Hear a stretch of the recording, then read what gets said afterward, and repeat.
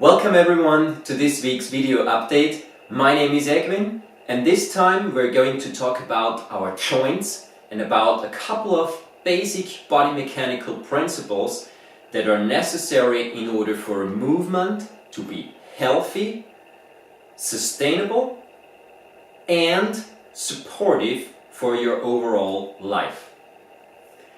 In the last couple of weeks I posted a lot of updates about how to move and mobilize and coordinate certain areas of the body. Out of that came a lot of questions also about natural movement, about the biomechanics of the body, which I take as a very good idea or a very good impulse for me to start talking a little bit more about those aspects right now.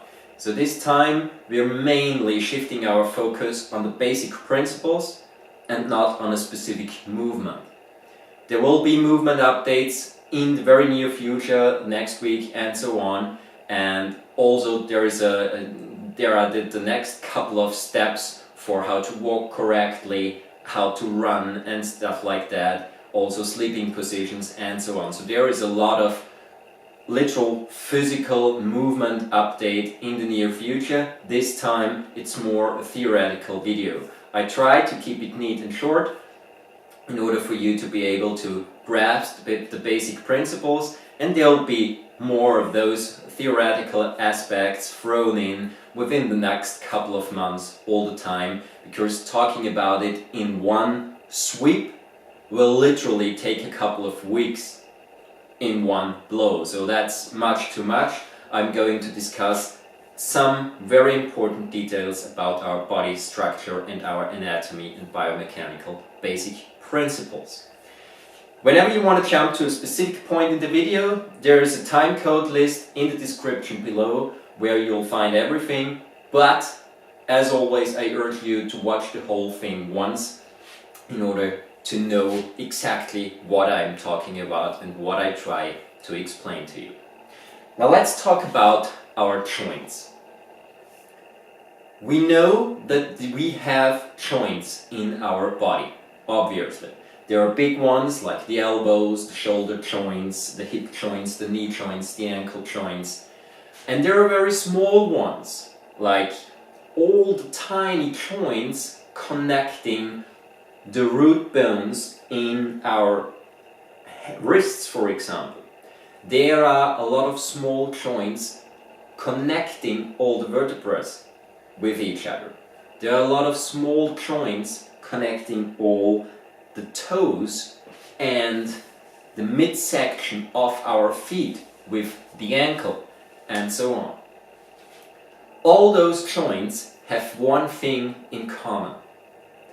They are extremely complex, three-dimensional structures. There is not a single simple joint in the human body. What would be a really simple joint? If you look at a door simply has a couple of knuckle joints attached on one side, and through those knuckle joints the door can swing open and close in a perfectly straight way. So there is no up and down of the door, no. The door just simply opens and closes every time in exactly the same way. So those are perfectly shaped knuckle joints.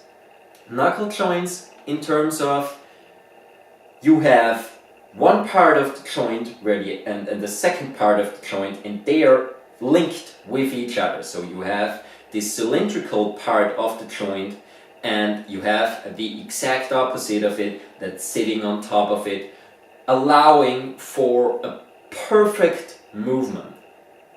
Now, in the human physical body, although anatomically there is also sometimes talk about a knuckle, or as it's called in the anatomical term, a hinge joint. But there is no actual hinge joint in the whole body. there are a couple of joints whose main direction of movement resemble that of the hinge joint. But there is no such thing as a perfectly shaped hinge joint or knuckle joint like in a door or a window that you can open. Nothing like that exists in the human body. Even the knee joint, where you say, well, the knee joint flexes and extends. Even the knee joint is not a perfectly shaped knuckle joint. Even worse, the knee joint, as simple as it may seem from the outside, is considered one of the, if not the most complex human joint. There is currently no technical way to perfectly mimic a knee joint. Meaning, obviously, you can put an artificial knee joint in a leg, but this artificial joint cannot be built to work precisely in the same fashion than a regular human anatomically grown joint does. It's currently still technologically absolutely not possible to build it.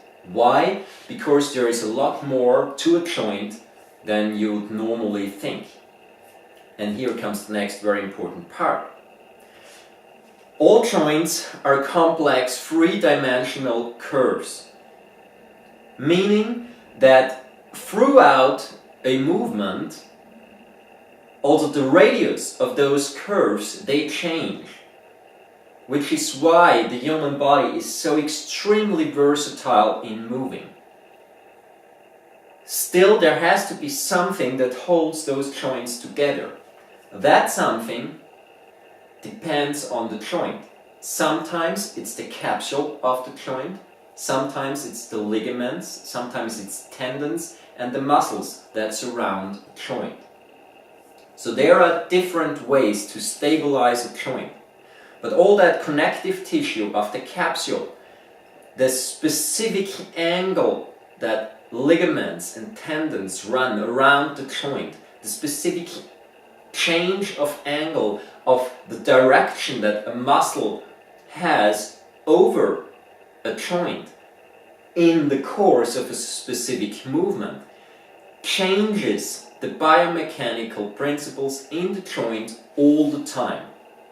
The only thing that one can say to generalize it is that a completely straight and simplified movement in the joints is not the easiest way to go for the body.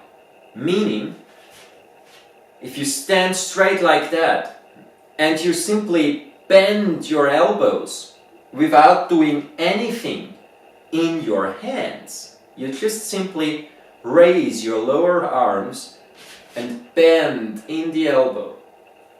It's a seemingly simple movement because I'm only bending the elbow, but actually it takes extreme coordinational effort of the body in order to perform a straight movement.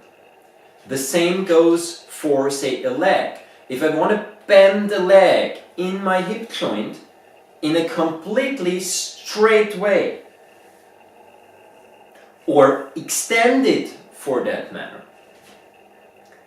this is extremely difficult for the body.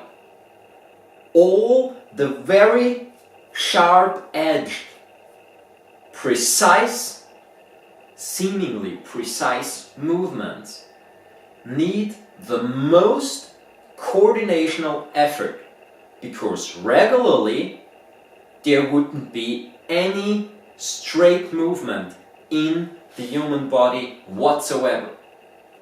If you look at it precisely, all the movement in the physical body is always on, say, a spiral way, on a curvature.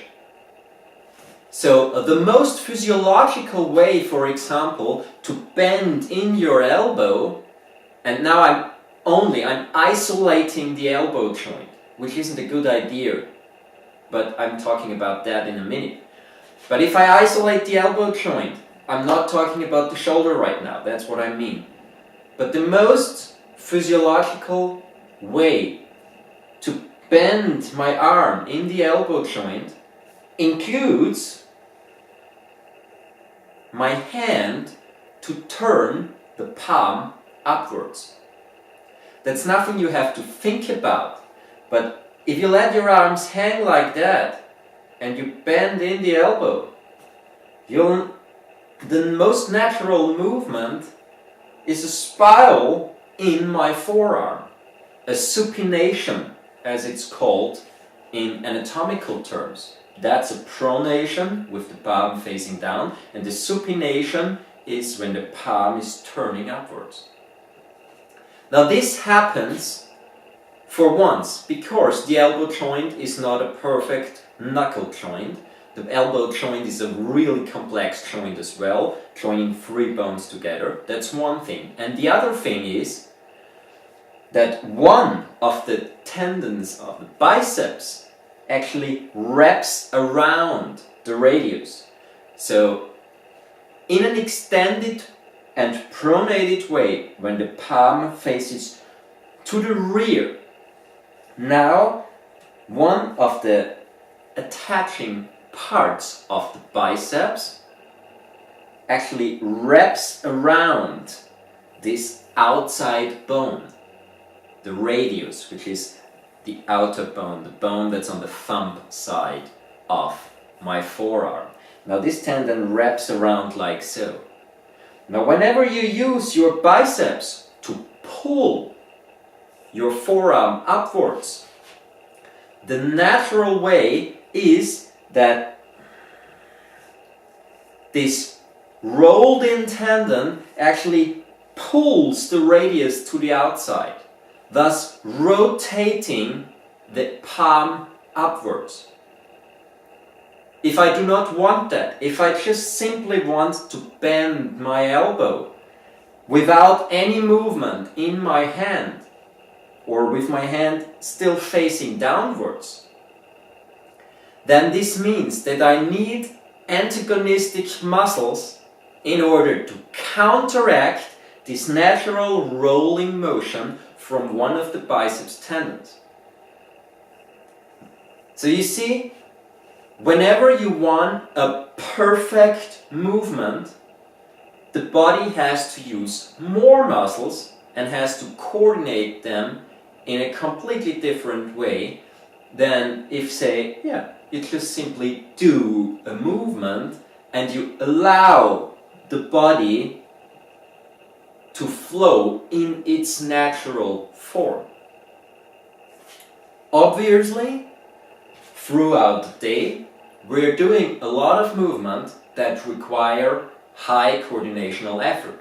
Because not always when we flex in the elbow, we also want the palm to turn up. Sometimes we want to pick up, say, a lid from a pot or something like that, or we want to pick up our shopping bag or something like that, and we don't want to instantly turn the palm upwards. Understandable.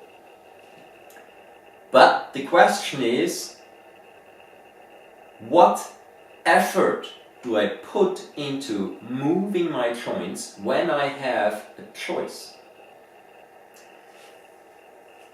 If I run around and move, and my idea of the physical body is always a very straight and strict one, then this will do something with my flexibility, it will do something with the internal pressure. Specifically, if, for instance, I work on a conscious basis with my body, say I'm in a fitness studio and I just simply want to do some training, some muscular training. If I do that using machines all the time, then this becomes a problem. Why? Because all the machines that give you a really strict path of movement ask of the body to synchronize with the machine.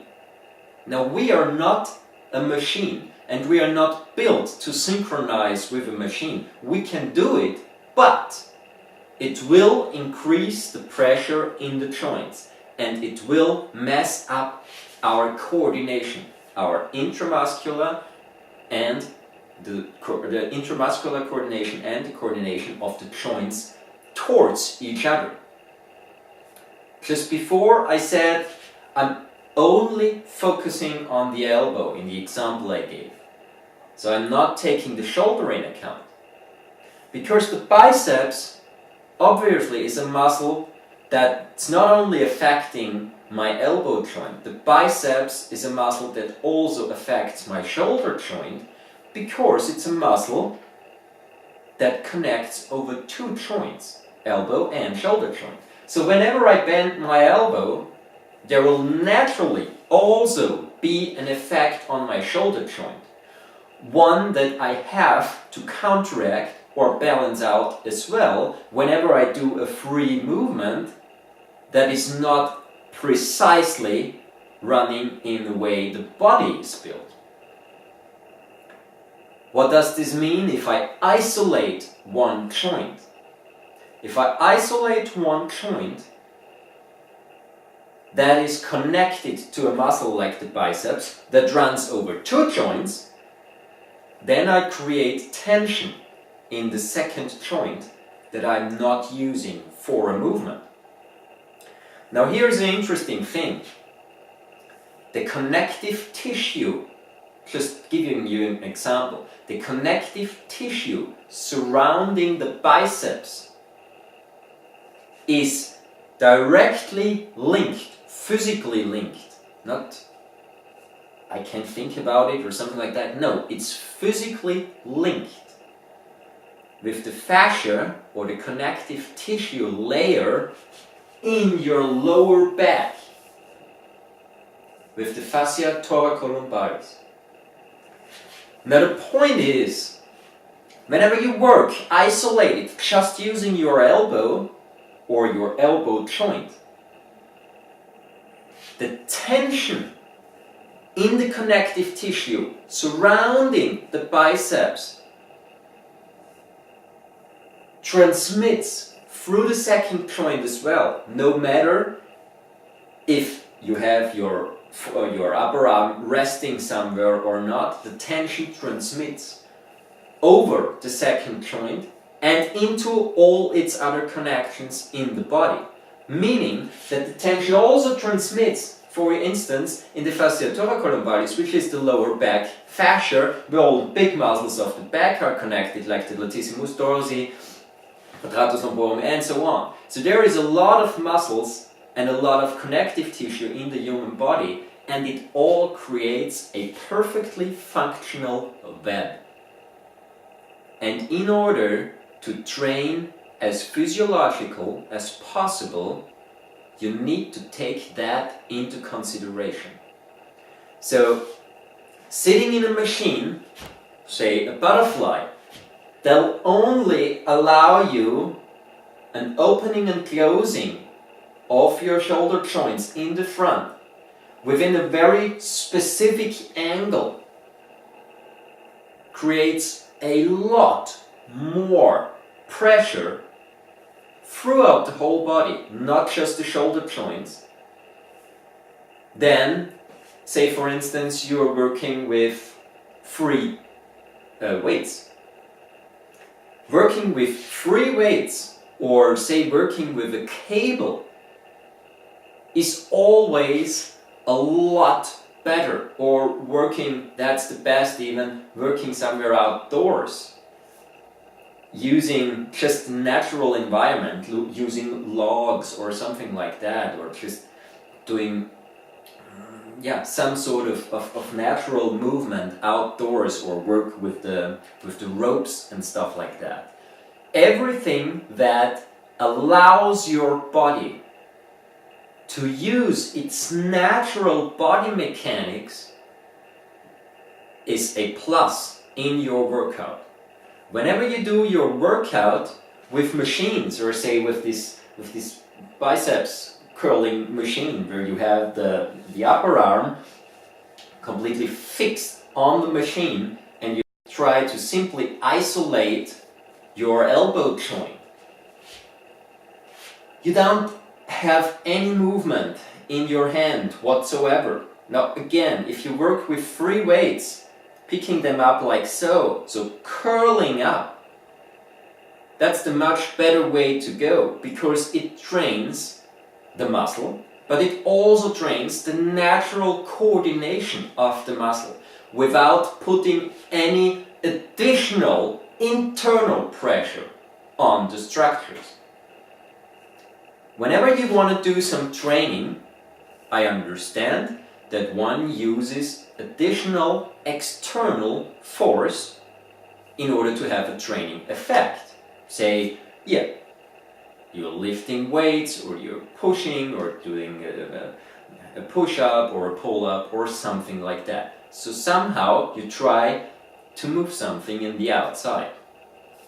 That's perfectly fine. But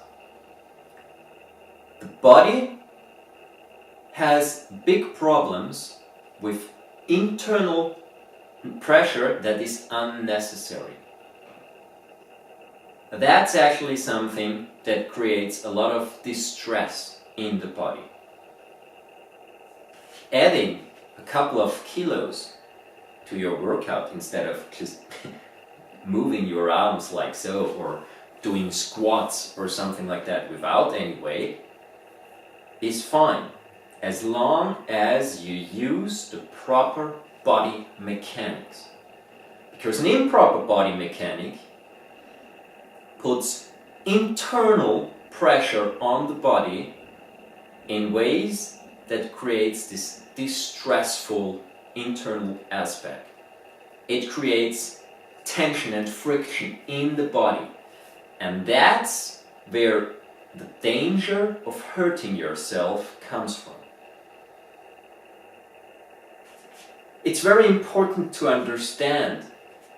I'm going to talk about that in the near future, but it's very important to understand that normally, if the body is coordinated perfectly between agonist and antagonist, so the muscles that support the movement and muscles that contradict that movement, if a body is balanced like that, you'll always have a perfectly aligned body. The pressure in the joints, thus also the friction on the surface of the joints, will always be within nominal standard. It will never go to a point where it's actually harmful to you. Obviously, unless you're, say, a very skinny woman of, I don't know, like 45 kilos or something like that, you haven't done any training whatsoever and you try to deadlift 100 kilos. That would obviously be damaging to you, unless again this woman has done a lot of training and prepared her body for that weight. And at a certain point, an external force will always do some damage, obviously. But I'm not. This won't happen within a regular training routine. If you use, I don't know, like 8 or 10 or 15 kilos with free weights, or 20 kilos with free weights, or 25 kilos with free weights, when you gradually build up to that, that's not a problem for the body. It can take it if you allow for a natural movement within the body, if you allow all those coordinational aspects in the body to work in their perfect way, to work together in such a way that they actually support this movement. That's why I always say, if you go to the gym, use free weights, use the cables, use cardio. But even in cardio, there are those machines where you can like You have those pedals where you sort of walk on them, not the bikes, but the pedals where you walk on and where you also use those handles for the arms. Now those machines, they are not really nice for the body. Because again, they force a certain basic mechanical structure on you. So there is no way that such a machine can fit perfectly to any body type or body size, which is why I recommend not to use them. Alright, so obviously I gave you a short example just with the biceps and with wrapping around of that tendon and with the shoulder and with its connection to the fascia lumbalis. Obviously, to talk about all those connections in the body, we would be sitting here in 2 years and still haven't finished talking about all the connections. So what I'm going to do is I'm going to give you more video updates on specific movements that help you to train these natural connections in the body in order for the body to have this basic understanding of how to coordinate properly again.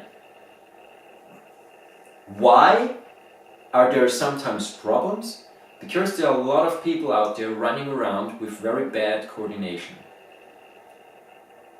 That's due to too much sitting, due to not enough movement at all, and so on, and so on, and so on. Or maybe due to injuries and stuff. Meaning, this normal, healthy body mechanics, that's how the body is built. So the only thing you have to do is to show the body, again, that you want to use this basic structure rather, and the basic principles, rather than using the bad movement habits that you see in your surroundings.